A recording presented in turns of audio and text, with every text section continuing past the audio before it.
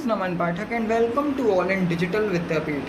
Guys, in this video, we will talk about some important MCQs related to some topics like introduction to data compression, compression techniques like lossless compression, lossy compression, measure of performance, and finally modeling and coding.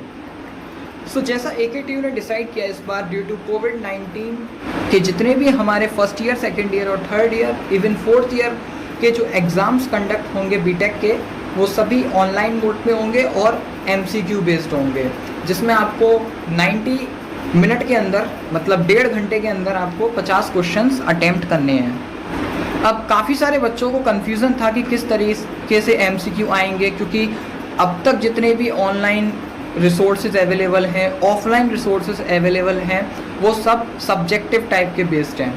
किसी को ये नहीं पता किस type से MCQ बनेगा, किस type से क्वेश्चंस पूछे जाएंगे। तो सोचा कि आप सबकी परेशानी को हल करने के लिए एक प्लेलिस्ट तैयार करी जाए, जिसमें आपको सारे MCQs जो मैक्सिमम पॉसिबल MCQ किसी भी टॉपिक से बन सकते हैं, उन सभी को कवर किया जाए।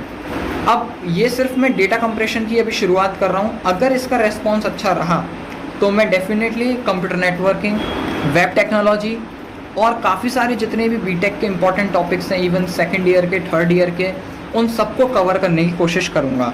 वो डिपेंड करता है कि आपका कितना सपोर्ट रहता है। तो जल्दी से बिना टाइम को वेस्ट करते हुए हम स्टार्ट करते हैं। जैसा कि मैंने जो ये पेपर बनाया है, जो ये एक सैम्पल पेपर की तरह बनाया है, इसको मैंने कुछ AKTU के पेपर जो लास्ट ईयर हमारा फाइनल ईयर का हुआ था, उसको माइंड में रखते हुए बनाया है कि जैसे हमारा नॉर्मली पेपर आता है वैसा ही है सेम पेपर। टॉपिक्स मैंने आपको बता दिए हैं, क्या क्या टॉपिक कवर हो रहे हैं हमारे।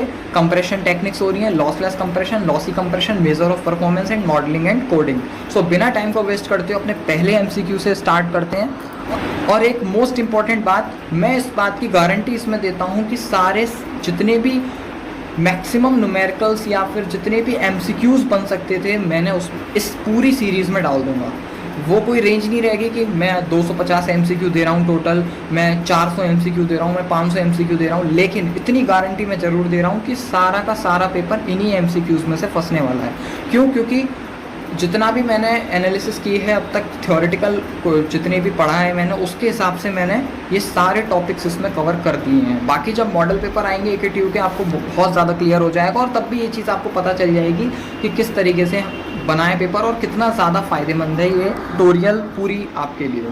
सो इसमें मैं आपको MCQs जो थ्योरी वाले हैं वो कवर हो जाएगी आपके सारे, और मैं उनको समझाऊंगा नहीं, बस एक बार हिंदी बता दूंगा। लेकिन जहाँ पे कॉन्सेप्चुअल चीज़ें यूज़ हो रही हैं वहाँ पर मैं आपको ज़रूर थोड़ा सा एक्सप्लेन कर दूंगा वहाँ पे, जिससे उस टाइप का न्यूमेरिकल अगर किसी और फॉर्म में आता है या क्वेश्चन उस फॉर्म में नहीं आ पाता, दूसरी फॉर्म में आता है, तो आप इजीली उसको वहाँ पर सॉल्व कर सको। तो हमारा सबसे पहले न्यूमेरिकल आता है व्हाट इज़ कंप्रेशन। तो कंप्रेशन क्या होता है, इसका जो करेक्ट ऑप्शन रहेगा, to reduce the size of data to save space. तो हमेशा जो कंप्रेशन यूज़ होता है वो हमारा किस लिए यूज़ होता है, किसी भी डेटा के साइज़ को रिड्यूस करने के लिए, जिससे स्पेस बच सके। अगर आपको इससे रिलेटेड जितनी भी डिटेल्ड वीडियो चाहिए तो वो भी मैंने आपको लिंक डिस्क्रिप्शन बॉक्स में दे दिया, आप वहाँ पर जाके भी पढ़ सकते हैं। वहाँ पे मैंने कंप्लीट पूरा डिटेल में समझाया हुआ है। अब हमारा सेकंड क्वेश्चन आता है, which one is the art और science of representing information in a compact form. तो इनमें से कौन सी ऐसी आर्ट या फिर एक तरीके की साइंस है जिसमें हम किसी भी इंफॉर्मेशन को कॉम्पैक्ट फॉर्म में, मतलब रिड्यूस्ड फॉर्म में, मतलब उसको संक्षिप्त रूप में रिप्रेजेंट कर सकते हैं। तो इसमें डेटा मैनेजमेंट, कोडिंग, मॉडलिंग कोई नहीं हो सकता। इसका सीधा सा आंसर है डेटा कंप्रेशन। तो बेसिकली डेटा कंप्रेशन का यूज़ इसीलिए होता है। डेटा कंप्रेशन एक ऐसी प्रोसेस होती है जिसमें हम किसी भी डेटा को मॉडिफाई करते हैं, उसको एनकोड करते हैं, उसको डिकोड करते हैं, जिससे हमारा जो डेटा का साइज़ है वो रिड्यूस हो जाए। अगर डेटा का साइज़ रिड्यूस हो जाएगा तो हमारा काफ़ी सारा स्पेस जो होगा वो बच जाएगा डिस्क के अंदर। थर्ड क्वेश्चन की तरफ मूव करते हैं, which algorithm are used in these standards to reduce the number of bits required to represent an image or a video sequence और अ म्यूजिक। तो इनमें से कौन सी ऐसी एल्गोरिथम है जो हमारे नंबर ऑफ बिट्स को रिड्यूस करने में यूज़ आती है जब भी हम किसी भी इमेज या फिर किसी भी वीडियो सीक्वेंस या फिर किसी भी म्यूज़िक सीक्वेंस को रिप्रेजेंट करते हैं। तो इसके पास हमारे 4 ऑप्शंस हैं: coding, data compression, modelling and reconstruction.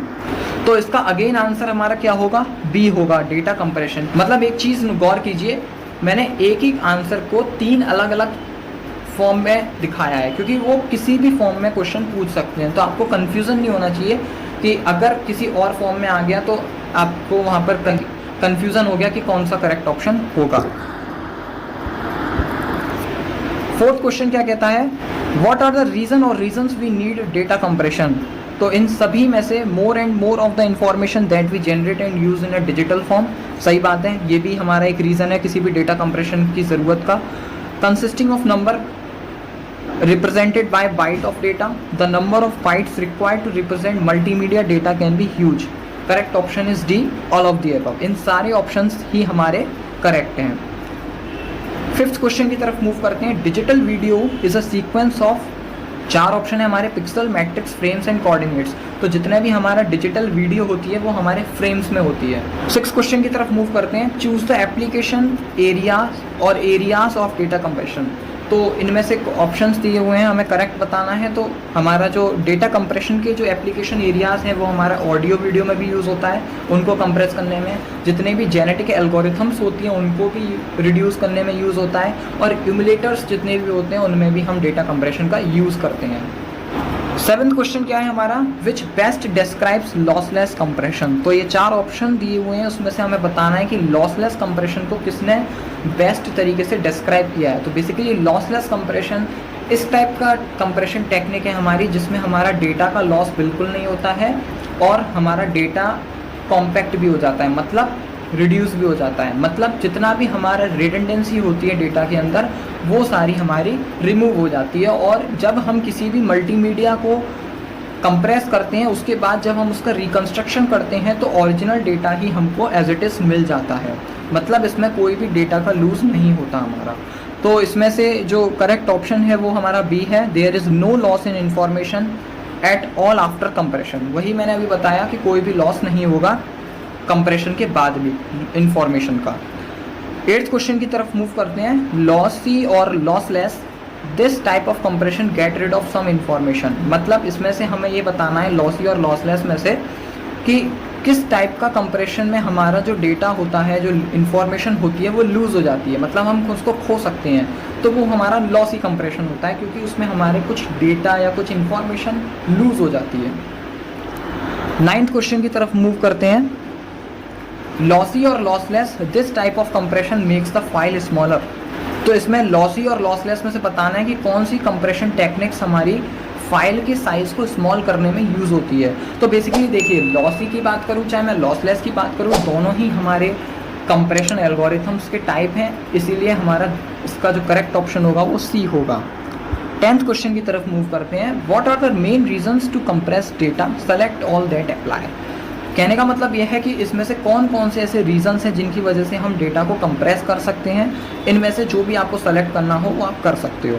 तो जैसे सबसे पहला, to reduce secondary storage space. सही बात है कि जितना भी हमारा हार्ड डिस्क होती हैं वो कितनी ज़्यादा महंगी होती हैं, तो अगर हम डेटा को वहाँ पे कंप्रेस नहीं कर पाएंगे तो जितना एक्चुअल हम डेटा उसमें स्टोर कर पा रहे हैं वो बहुत ज़्यादा अमाउंट में होगा। लेकिन वही अगर मैं उस डेटा को कंप्रेस कर लेता हूँ तो वहाँ पर जो मेरा साइज़ होगा हार्ड डिस्क का वो कम यूज़ होगा और मैं उसमें ज़्यादा डेटा स्टोर कर सकता हूँ। बेसिकली ये सेम उसी तरीके से मैंने एग्जांपल भी दिया था अपनी वीडियोस में कि अगर मैं 100 वीडियो किसी भी एक SD कार्ड में स्टोर करता हूँ तो वहाँ पर वो मेरा फुल हो जाता है। लेकिन अगर मैं उन्हीं 100 वीडियो का डेटा बिल्कुल कंप्रेस कर दूँ तो मैं उसमें 100 की जगह 120 वीडियो भी अपलोड कर सकता हूँ, मैं उसमें सेव कर सकता हूँ।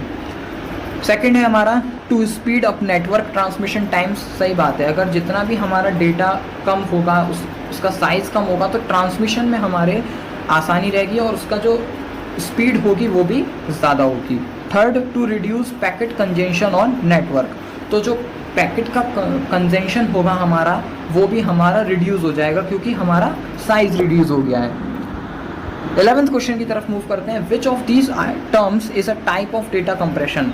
तो इन चारों में से हमारे कौन से डेटा कंप्रेशन का टाइप है वो है हमारा जिपिंग। हम फाइल की जिपिंग में भी यही करते हैं, उसका साइज रिड्यूस करते हैं। 12th क्वेश्चन की तरफ मूव करते हैं। Data compression usually works by, तो इसमें जो डेटा कंप्रेशन होता है वो किसके द्वारा काम किया जाता है? जितने भी हमारे रिपीटिंग पैटर्न्स होते हैं हम उनको फाइंड करते हैं, उनको ख़त्म करते हैं और डेटा को कंप्रेस कर देते हैं। तो करेक्ट ऑप्शन हमारा ए रहेगा। 13 क्वेश्चन की तरफ मूव करते हैं। Data compression means to decrease the file size, तो क्या डेटा कंप्रेशन हमारा किसी भी फाइल के साइज को रिड्यूस करने में या उसको डिक्रीज करने में यूज़ होता है? एग्जैक्टली ट्रू हुआ इसका आंसर। 14th क्वेश्चन की तरफ मूव करते हैं। Data encryption and compression both works on binary code, तो डेटा का जो एनक्रिप्शन होता है और जो कंप्रेशन होता है वो दोनों बाइनरी कोड में वर्क करता है। तो ये इसका ऑप्शन भी करेक्ट है, क्योंकि अगर आपने थोड़ी बहुत भी थ्योरी पढ़ी हो तो हम जितने भी आगे जाकर एल्गोरिथम्स पढ़ेंगे, जितने भी ज़्यादा हम इस पर न्यूमेरिकल्स आएंगी, गुलम कोड आएगा और हमारा राइस कोड आएगा, टनस्टाल कोडिंग आएगी और एडेप्टिव हफमैन कोडिंग आएगी, उसकी एनकोडिंग आएगी, उसकी डिकोडिंग आएगी और काफ़ी सारे ऐसे टॉपिक्स हैं सेकंड और थर्ड यूनिट में हफमैन कोडिंग के बाद, कि जिसमें हम सारा का सारा जो डेटा जब एनकोड करेंगे तो हम किस में कर लेंगे? 0-1 की फॉर्म में कर लेंगे। और 0-1 क्या है? हमारा बाइनरी कोड है। 15 क्वेश्चन की तरफ मूव करते हैं। Compression in general makes it dash to send, upload and stream data, तो जो कंप्रेशन होगा अगर मैं उसको जनरली बना देता हूँ तो उसकी वजह से क्या होगा? डैश हमारा सेंड करने में क्या फ़ायदा होगा, उसको अपलोड करने में क्या फ़ायदा होगा और इसको स्ट्रीम करने में, उस डेटा की स्ट्रीमिंग करने में मतलब ट्रांसफरिंग करने में क्या फ़ायदा होगा? तो बेसिकली क्या होगा, अगर वो कंप्रेस होगा तो उसका साइज़ रिड्यूस होगा और साइज़ रिड्यूस होने की वजह से वो जल्दी हो जाएगा। तो करेक्ट ऑप्शन इसका ए रहेगा, क्विकर। 16 क्वेश्चन की तरफ मूव करते हैं। विच फेज और phases is are used for the development of any data compression for a variety of data, तो कौन से हमारे वो फेज़ या फिर फेजेस हैं जो हमारे किसी भी डेटा कंप्रेशन की जो एल्गोरिथम होती है, अलग अलग टाइप के जो डेटा होता है उसमें डेवलपमेंट करने में यूज़ होते हैं। तो वो हमारे दो ही फेज़ हैं, मॉडलिंग फेज़ और कोडिंग फेज़। तो इसलिए इसका ऑप्शन जो होगा डी करेक्ट होगा। 17 क्वेश्चन। इन विच फेज और phases we try to extract information about any redundancy or similarity, तो इसमें से कौन सा फेज़ या फिर ऐसा कौन सा फेजेस हैं जो हम एग्जैक्टली वही इंफॉर्मेशन को एक्सट्रैक्ट करने में हेल्प करते हैं जो हमारी रेडंडेंसी की वजह से आई है, जो हमारी सिमिलर डेटा है उसको एक्सट्रैक्ट करने में हेल्प करते हैं। तो इसका आंसर हमारा मॉडलिंग रहेगा, ऑप्शन सी। 18th क्वेश्चन की तरफ मूव करते हैं। विच फेज और phases tells about the description of the model, तो ऐसा कौन सा फेज़ है या फिर ऐसा कौन से फेजेस हैं जो हमें किसी भी मॉडल का डिस्क्रिप्शन को डिफाइन करता है, कम्प्लीटली उसकी डिटेल बताता है। तो ये हमारा फेज़ है कोडिंग फेज़। 19th क्वेश्चन की तरफ मूव करते हैं। विच फेज और phases tells about the description of how data are different from the model encoded, तो ऐसा हमारा कौन सा फेज़ और फेजेस हैं जो हमें किसी भी जो डेटा है वो हमारा एनकोडेड मॉडल से कितना डिफरेंट है उसके बारे में जो कंप्लीट डिस्क्रिप्शन बताता है वो कौन सा फेज़ है, बेसिकली हमें ये बताना है।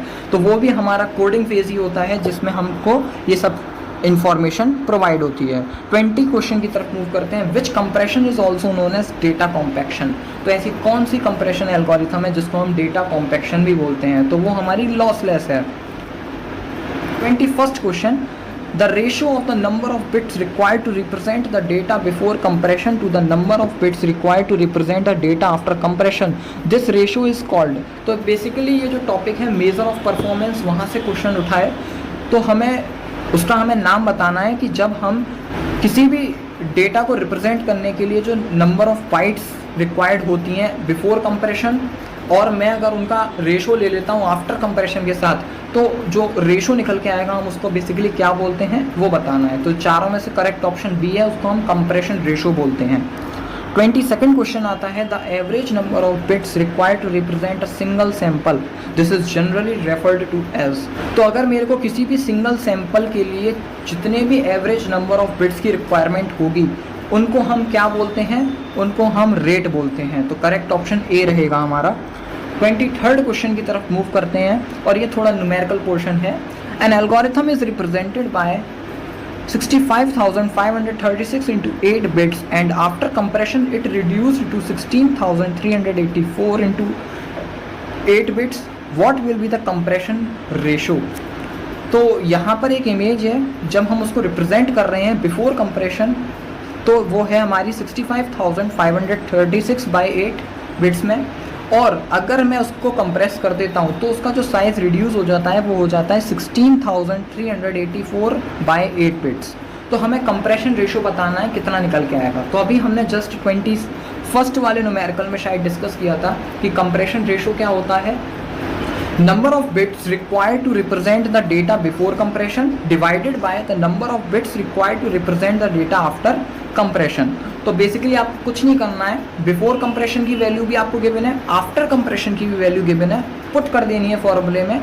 और जब आप डिवाइड कर दोगे, इसको सॉल्व करोगे तो 65,536 इंटू 8 डिवाइडेड बाय 16,384 इंटू 8, तो 8 से 8 कैंसिल हो जाएगा। और जब आप 16,384 को डिवाइड लगाओगे तो आई थिंक 4 से ये कम्प्लीटली डिविजिबल हो जाएगा। तो यहाँ पर जो रेशो आएगा वो 75% आएगा, क्योंकि 1/4 पार्ट अगर मैं लेता हूँ तो वो कितना हो जाएगा मेरा 75%। अब देखिए एक चीज़ और है, यहाँ पर ये 4 ऑप्शंस दिए हुए हैं 55%, 65%, 75%, 85%। इन चारों ऑप्शंस की जगह वो डायरेक्टली आपको रेशो भी दे सकता है, जैसे 4:1, 1:4, 2:1, 3:1, ऐसे ही 4 उसने ऑप्शंस दे दिए। आपको करेक्ट वन उसमें से बताना होगा। तो वहाँ पर हमारा इस फॉर्म में भी अगर न्यूमेरिकल आता है तो हम आँख बंद करके 4:1 पे टिक कर देंगे अगर ये न्यूमेरिकल सेम होता है। ध्यान दीजिएगा। 24th क्वेश्चन पे मूव करते हैं। An image is a square array of 256 into 256 pixel requires 65,536 bytes and after compression it is reduced to 16,384 into 8. What will be the compression ratio? तो अगेन सेम न्यूमेरिकल रिपीट हुआ है और इसका जब हम डिवाइड लगाएंगे 256 into 256 पिक्सल की हमारी जो इमेज है, अगर वो इतने बाइट कवर करती है और अगर आफ्टर कंप्रेशन 16/384 इंटू 8 रहता है तो उसका कंप्रेशन रेट बताना है। तो इसका भी करेक्ट ऑप्शन हमारा ए ही रहने वाला है 2। ये सेम उसके ऊपर वाले की तरह है। 25th क्वेश्चन में हम डिस्कस करते हैं compression is done for saving. Compression क्यों की जाती है, किस चीज़ को बचाने के लिए की जाती है? पहली storage, bandwidth, money, both A and B. तो जो मेनली यूज़ करी जाती है वो स्टोरेज और बैंडविड्थ को सेव करने के लिए यूज़ करी जाती है। लेकिन अगर मैं इनडायरेक्टली बात करूँ तो इस क्वेश्चन में मनी भी सेव होगी हमारी कहीं ना कहीं, क्योंकि अगर मैं डेटा को रिड्यूस करके किसी हार्ड डिस्क को यूज़ कर रहा हूँ तो वहाँ पर मेरी हार्ड डिस्क ज़्यादा यूटिलाइज होगी, मैं ज़्यादा डेटा उसमें स्टोर कर सकता हूँ। तो कहीं ना कहीं जो मेरा एक्सपेंसिवनेस होगी वो भी कम होगी। तो बेसिकली अगर ये चारों ऑप्शंस में अगर ऑल ऑफ दी अबव आता है आपके पास तो आप ज़रूर इसमें ऑल ऑफ दी अबव ही टिक करेंगे। और अगर बोथ ए एंड बी आता है तो आपको बोथ ए एंड बी ही लगाना पड़ेगा, क्योंकि सिंगल चूज़ ही नहीं कर सकते आप। 26 क्वेश्चन है the difference between the original and the reconstruction is often called. तो जो मेरा ओरिजिनल डेटा होता है और रिकन्स्ट्रक्शन डेटा होता है, रिकन्स्ट्रक्टेड डेटा भी बोल सकते हैं जिसको, उनके बीच के डिफरेंस को मैं क्या बोलूँगा? Distortion. Distortion is basically nothing but change को बोलते हैं हम किसी भी। तो अगर कोई ओरिजिनल चीज़ है और मैंने उसी ओरिजिनल चीज़ को दोबारा मैंने उसको रिकन्स्ट्रक्ट किया है, बनाया है, और अगर उसमें कोई चीज़ चेंजेस आए हैं तो चेंजेस हमेशा क्या बताता है? फाइनल चीज़ और इनिशियल चीज़, उन दोनों के डिफरेंस को ही बताता है। तो यहाँ पर भी क्या है? वो डिस्टॉर्शन ही है। 27th क्वेश्चन की तरफ मूव करते हैं। द टर्म और टर्म्स दैट इज और are used about difference between the reconstruction and the original are. तो ऐसे दो कौन से टर्म्स हैं जो हमारे रिकन्स्ट्रक्शन और ओरिजिनल डेटा के बीच के डिफरेंस के बारे में बताते हैं, वो भी यूज़ किए जाते हैं बेसिकली। तो इसमें से फिडिलिटी और क्वालिटी दोनों ही हमारे ऑप्शंस करेक्ट हैं। फिडिलिटी और क्वालिटी दोनों ही मैटर करते हैं। फिडिलिटी हमें बेसिकली बस ये बताता है कि हमारा जो कंप्रेशन हुआ है किसी भी ओरिजिनल डेटा का और जो रिकन्स्ट्रक्शन हुआ है उस कंप्रेस्ड डेटा का, उन दोनों के बीच में जितना डिफरेंस कम होगा वो हमारी फिडिलिटी ही बताता है। मतलब अगर वो ज़्यादा भी होगा तब भी फिडिलिटी होगा, कम होगा तब भी फिडिलिटी होगा। लेकिन अगर बेस्ट फिडिलिटी की मैं बात करता हूँ तो वो तभी मानी जाती है जब ओरिजिनल और रिकन्स्ट्रक्टेड फाइल के बीच का जो डिफरेंस है वो कम से कम हो। क्वालिटी तो आपको पता ही है कि जब जितना हमारा रिकन्स्ट्रक्शन और ओरिजिनल डेटा के बीच में डिफरेंस कम होगा उतनी क्वालिटी हमारी बेस्ट होगी। ये नेक्स्ट क्वेश्चन में कवर भी हो जाएगा। 28th क्वेश्चन क्या है, when we say that the fidelity or quality of a reconstruction is high we mean that the difference between the reconstruction and the original one is dash. तो सही बात है, अगर फिडिलिटी और क्वालिटी किसी भी reconstruction की high है तो इसका क्या मतलब हुआ कि जो रिकंस्ट्रक्शन और ओरिजिनल डेटा के बीच का डिफरेंस है वो कम है, तो इसलिए ऑप्शन ए मेरा करेक्ट होगा। बेसिकली ये एक दूसरे के इन्वर्सली प्रोपोर्शनल होते हैं। अगर फिडिलिटी और क्वालिटी मेरी ज़्यादा होगी तो डिफरेंस मेरा कम होगा, और अगर मेरी फिडिलिटी और क्वालिटी लो होती है या स्मॉल होती है तो मेरा डिफरेंस ज़्यादा होगा। 29th क्वेश्चन की तरफ मूव करते हैं। In the encoded file which type of changes are made in symbols. तो अगर किसी भी एनकोडेड फाइल में किस टाइप के चेंजेस हमारे आ जाते हैं, तो उनमें कोई भी चेंजेस नहीं आते हैं। बेसिकली अगर मैं किसी भी फाइल को एनकोड करता हूँ तो वो उसमें कोई भी चेंजेस नहीं आते हैं, बस वो इस फॉर्म में कन्वर्ट हो जाता है कि वो किसी कंप्यूटर को या किसी भी हमारे सिस्टम को समझ में आ जाए। जब भी हम एनकोड करते हैं किसी भी चीज़ को तो हम बेसिकली उसको 10 या 01 की फॉर्म में ही रिप्रेजेंट करते हैं, बाइनरी फॉर्म में, तो उसमें कोई भी चेंजेस हमारे नहीं बनते हैं। 30th क्वेश्चन की तरफ मूव करते हैं। Lossy techniques are generally used for the compression of data that originate as analog signals such as.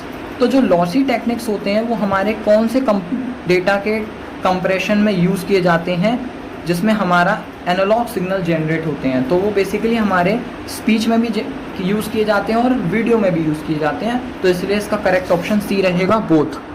31st question को डिस्कस करते हैं। Which of the following would not be suitable for lossy compression. तो इन सब में से कौन सा हमारा सुटेबल नहीं होगा लॉसी कंप्रेशन के लिए, तो वो है हमारा टेक्स्ट, क्योंकि अगर टेक्स्ट में हमारा डेटा लूज होता है तो फिर प्रॉब्लम क्रिएट हो जाएगी, है ना। तो हमारी इंफॉर्मेशन का लॉस हो सकता है।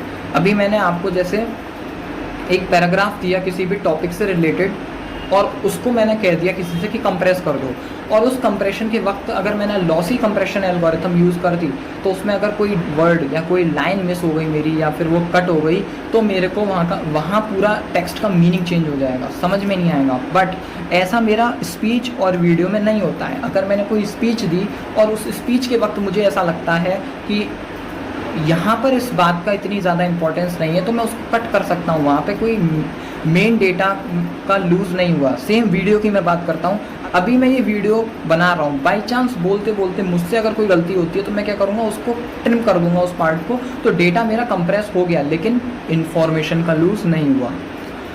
तो इसीलिए हमारा करेक्ट ऑप्शन सी रहेगा, टेक्स्ट। 32 क्वेश्चन पे आते हैं। Which of the following are not in a compressed format.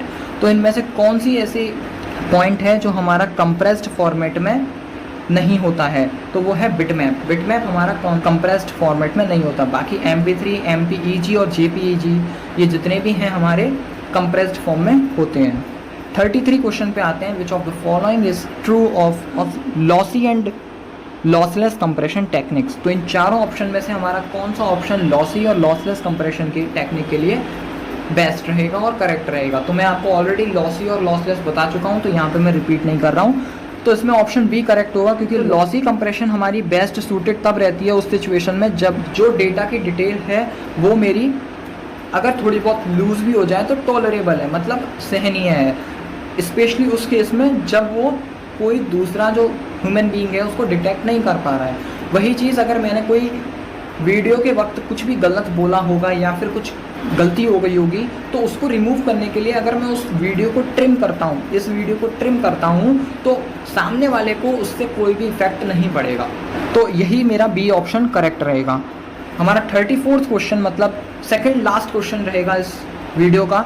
Data compression is also known as. तो डेटा कंप्रेशन को हम किन अलग अलग नाम से भी जानते हैं, तो हम उसको सोर्स एनकोडिंग भी बोलते हैं, क्योंकि हम किसी भी सोर्स की पहले कोडिंग करते हैं तब जाके हम उसको कंप्रेस कर सकते हैं। और दूसरा बिट रेट रिडक्शन भी हम इसको बोलते हैं।